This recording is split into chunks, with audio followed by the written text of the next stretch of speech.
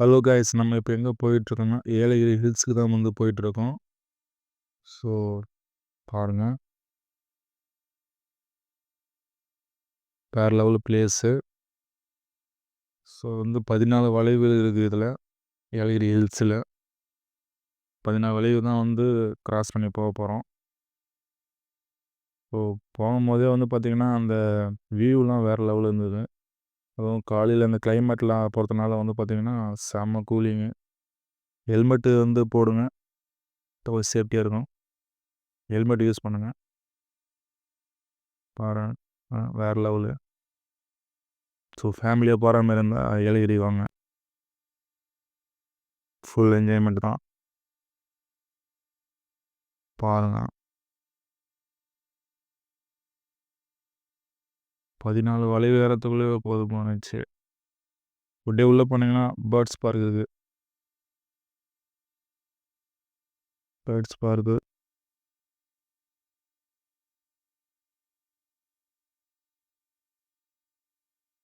கிளி. அப்படியே அது உள்ளே போனீங்கன்னா மீன் தொட்டிலாம் கூட இருக்குது, மீன்லாம் இருக்குதுங்க, பார்த்து நல்லா இருக்குது.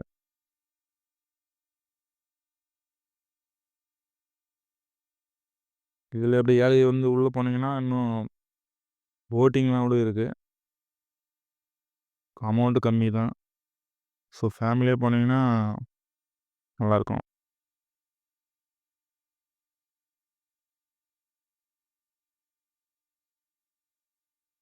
அப்படியே ஏலகிரி முடிச்சுட்டு ட்ரிப் முடிச்சுட்டு அங்கேருந்து ஒரு 30 கிலோமீட்டர் நினைக்கிறேன், 30 கிலோமீட்டர் போனீங்கன்னா ஜலகம்பாறை இருக்குது, வாட்டர் ஃபால்ஸ் இருக்குது.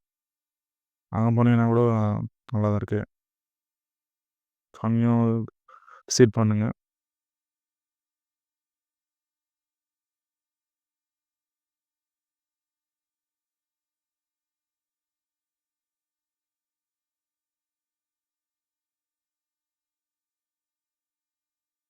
வளைவு தான் கொஞ்சம் இந்த பைக்கில் போகிறதுனால கொஞ்சம் என்ஜாய் இருந்தது. ஜலகம்பாறை உள்ளே போனீங்கன்னா ஒரு ஆளுக்கு வந்து 10 ரூபா கேட்குறாங்க உள்ளே போகிறதுக்கு, வாட்டர் ஃபால்ஸு.